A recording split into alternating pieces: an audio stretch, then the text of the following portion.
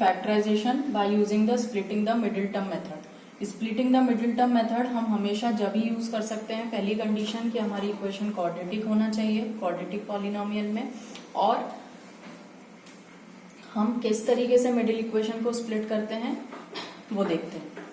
जैसे for example हमारे पास question है x² + 7x + 12। यहाँ पर x की पावर 2 है, हाईएस्ट पावर x की 2 है, इसका मतलब ये उसको हम बोलते हैं क्वाड्रेटिक। तो यहाँ पर हम स्प्लिटिंग द मिडिल टर्म से कैसे फैक्टराइजेशन करेंगे इसका देखते हैं।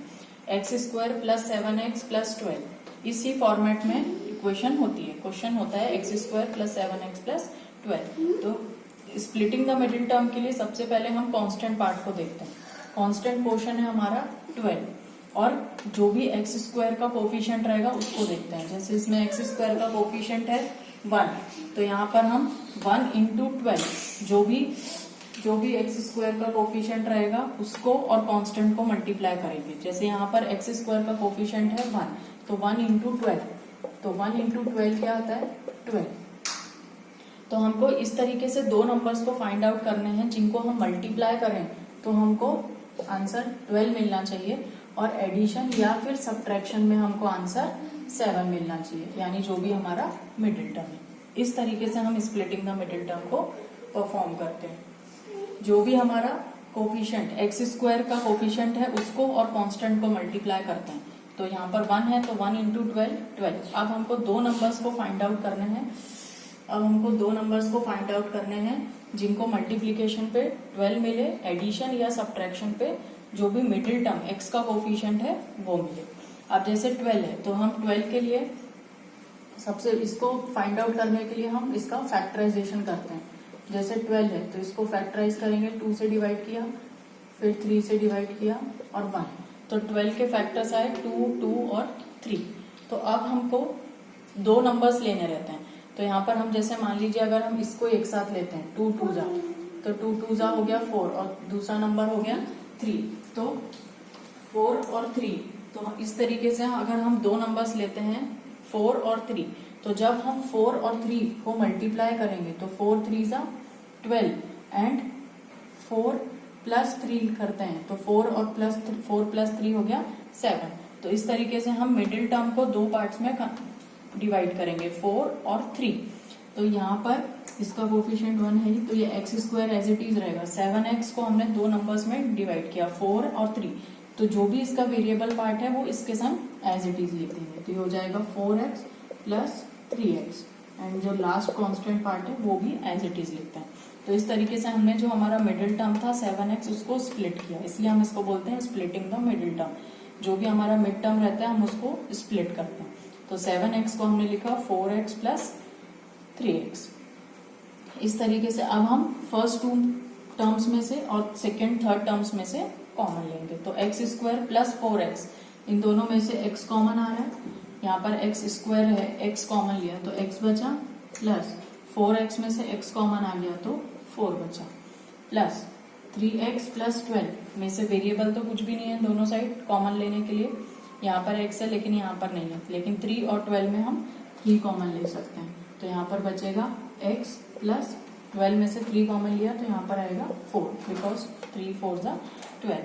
तो इस तरीके से हमेशा हमारे ये दोनों ब्रैकेट्स की वैल्यू सेम आनी चाहिए। तो यहाँ पर x + 4 x + 4 हो गया, तो यानी इसके दो फैक्टर्स हुए, पहला x + 4 और दूसरा x + 3।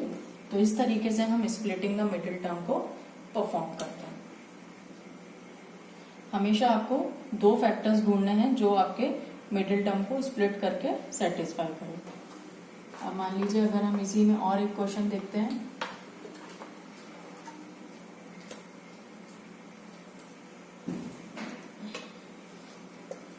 m² - 3m - 10। अब अगर हम इसमें स्प्लिटिंग द मिडिल टर्म का यूज करते हैं तो कैसे होगा, m² - 3m - 10। अगेन पहले हम इसका कोफिशिएंट देखेंगे m² का 1 और इसको कांस्टेंट से इंटू करेंगे तो 1 × 10 10 होगा। यानी अब हमको दो नंबर्स चाहिए जिसको हम मल्टीप्लाई करें तो हमको 10 मिले और प्लस या माइनस करने पे 3 मिले। अब हमको इसके साइन के साथ जाना है। यहाँ पर अगर हम इसका कोफिशिएंट 1 और कांस्टेंट -10 को इंटू करते हैं तो हमको आंसर मिलेगा -10। उसी तरीके से मिडिल टर्म है हमारा -3। तो हमको दो नंबर्स ढूंढने हैं जिनको मल्टीप्लाई करने पर हमको -10 मिले और प्लस या माइनस करने पे हमको -3 मिले। तो अब 10 छोटा नंबर है, हम ओरली करके देखते हैं। 5 2 जा 10 होता है। अगर हम 5 में से 2 माइनस करें तो हमको 3 मिलेगा। तो यानी हमको दो नंबर्स तो मिल गए 5 और 2। अब हमको इनके साइन के संग अरेंज करना है, क्योंकि यहाँ पर हमको साइन का ध्यान देना है। तो 5 और 2, 5 2 जा 10 एंड 5 - 2 3, ये हो गया। अब हम पहले साइन को सेटिस्फाई करते हैं। तो इन दोनों के 5 और 2 में हम किस तरीके से अरेंज करेंगे कि हमको -3 मिले। -3 के लिए हमको 5 का साइन माइनस रखना पड़ेगा, क्योंकि ये बड़ा नंबर है, और इसमें +2 करना पड़ेगा। तो देखिए -5 + 3 क्या बनेगा -3, -5 + 2 क्या बनेगा -3। तो इस तरीके से हमने इनके साइन अरेंज किए, अलॉट कर दिया -5 और 2। तो उसी तरीके से अगर हम -5 × 2 करते हैं तो भी हमको क्या मिल रहा है -10। तो इस तरीके से हमको दो नंबर्स मिल गए, -5 एंड +2, -5 और 2। ये हमारे दो नंबर्स हो गए जिससे हम हमारे मिडिल टर्म को स्प्लिट करेंगे। तो इस तरीके से आप साइड में रफ में अलग से कर सकते हैं, क्योंकि आपको साइन के संग करना है। अब हम फर्स्ट टर्म m² को एज इट इज लिखेंगे। -3m को हमने स्प्लिट किया -5 और +2 में, तो इसका जो वेरिएबल पार्ट है वो इन दोनों के संग आ जाएगा। तो ये हो गया -5m और +2m, और last constant part as it is. तो इस तरीके से हमने हमारे मिडिल टर्म को अरेंज स्प्लिट किया 2 पार्ट्स में, और उसका साइन मतलब जो हमारी इक्वेशन है, जो वैल्यू है, वो भी चेंज नहीं हुई, वो एज इट इज रहेगी। तो इस तरीके से हम सॉल्व करेंगे। अब हम इसमें से फर्स्ट 2 में से कॉमन लेंगे और थर्ड 4th में से कॉमन। m² -5m, इन दोनों में से m कॉमन आ रहा है तो हम m कॉमन लेंगे। यहाँ पर बचेगा m -5। वैसे ही 2m -10 में से +2 कॉमन आ रहा है, तो यहाँ पे बचेगा m, और यहाँ पर माइनस साइन है तो माइनस के लिए हम क्या डालेंगे इधर माइनस, क्योंकि प्लस माइनस हमको माइनस चाहिए, और 2 कॉमन है तो इसलिए इधर भी आ गया 5। अगेन मेरे ये दोनों ब्रैकेट्स सेम है, तो मेरा पहला फैक्टर हो गया m -5 और दूसरा फैक्टर हो गया m +2। तो इस तरीके से हम स्प्लिटिंग का मिडिल टर्म परफॉर्म करते हैं। बहुत सिंपल है, जो भी आपका मिडिल टर्म रहेगा उसको आपको स्प्लिट करना है। तो दो नंबर्स हमको फाइंड आउट करने रहते हैं विद साइन। जो भी आपका स्क्वायर वाले टर्म का कोफिशिएंट रहेगा उसको और कांस्टेंट को पहले मल्टीप्लाई करिए, उसके अकॉर्डिंग आप बीच के दो टर्म्स को निकाल सकते हैं, जिससे आपका मिडिल टर्म स्प्लिट होगा। एक और क्वेश्चन देखते हैं इसी में।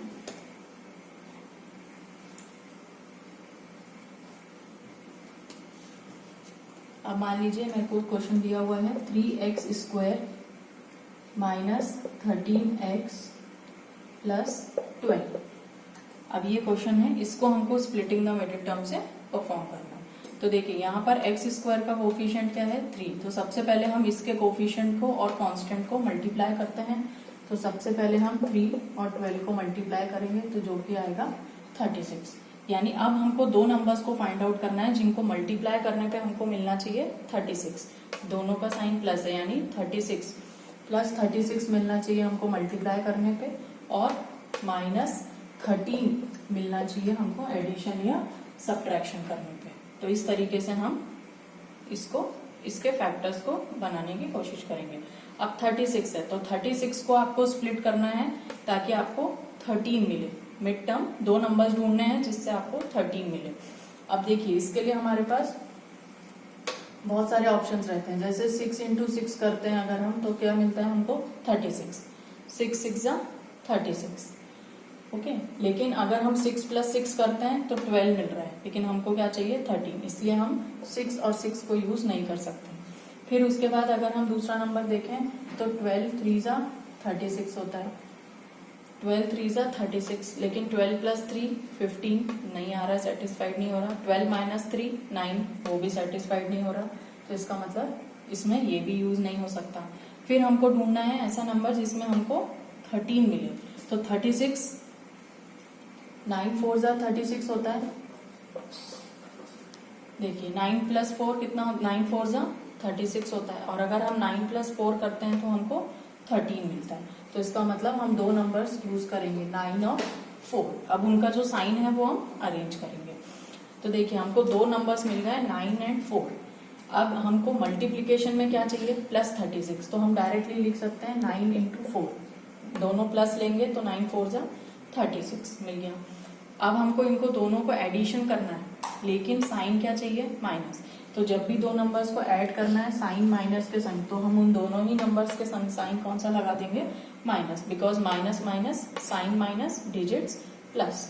तो इस तरीके से हमको दो फैक्टर्स, दो नंबर्स मिल गए, -9 एंड -4। तो अब हम इसको स्प्लिट करके लिखेंगे। तो first term as it is 3x² -13x को हम स्प्लिट करके लिख सकते हैं -9x -4x, और last term constant as it is. आपको मेन यहाँ पर साइन का ध्यान देना है। मल्टीप्लीकेशन में 3 × 12 प्लस में चाहिए था, तो हमने 9 और 4 को प्लस में डाला 36, और बीच में क्योंकि हमको -13 चाहिए इसलिए हमने इन दोनों के संग माइनस साइन लगाया, minus minus sign minus digit plus. हमको साइन को भी सेटिस्फाइड कराना जरूरी है, साइन चेंज नहीं होना चाहिए। अगेन हम फर्स्ट 2 टर्म्स में से कॉमन लेंगे एंड लास्ट 2 टर्म्स में से कॉमन। तो 3x² -9x, इसमें से हमको कॉमन क्या दिख रहा है, 3 और 9 में से हम 3 कॉमन ले सकते हैं। यहाँ पर x² है, यहाँ पर x है, यानी दोनों में से हम x को भी कॉमन ले सकते हैं, यानी इसमें से हमने 3x को कॉमन लिया। तो यहाँ पर बचेगा x, 3x² में से 3x कॉमन लिया तो x बचा, माइनस 9 में से अगर 3 कॉमन ले रहे हैं तो यहाँ पर 3 आएगा, 3 3 जा 9, तो यहाँ पर हमारा 3 कॉमन आया, और ये जो x है ये ऑलरेडी यहाँ पर कॉमन आ चुका है। फिर -4x + 12 में से कांस्टेंट बाहर आएगा, यहाँ पर माइनस है तो हम माइनस के संग लेंगे, 4 कॉमन ले सकते हैं क्योंकि x तो दोनों साइड है नहीं, तो x कॉमन नहीं आएगा, तो हमने -4 कॉमन लिया, तो यहाँ पर बचेगा x। अब यहाँ पर क्योंकि हमको प्लस साइन चाहिए तो हम यहाँ पे क्या लेंगे, माइनस, क्योंकि माइनस माइनस प्लस, और 12 में से 4 कॉमन है तो यहाँ पे क्या बचा, 3। तो इस तरीके से ये दोनों ब्रैकेट्स सेम। तो फर्स्ट फैक्टर हो गया x -3 और दूसरा फैक्टर हो गया 3x -4। तो इस तरीके से आप easily splitting the middle term perform कर सकते हो। स्प्लिटिंग द मिडिल टर्म में आपको पहले दो नंबर्स को फाइंड आउट करना रहता है, जिससे आप आपके मिडिल टर्म को स्प्लिट कर सकते हो। साइन का भी ध्यान रखना है, साइन चेंज नहीं करना है। और इस तरीके से हम जब स्प्लिटिंग द मिडिल टर्म का मतलब है आपने जो आपके पॉलिनोमियल की मिडिल टर्म थी उसको स्प्लिट कर दिया 2 पार्ट्स में और फिर उसके फैक्टर्स जनरेट किए, तो इसको हम बोलते हैं स्प्लिटिंग द मिडिल टर्म।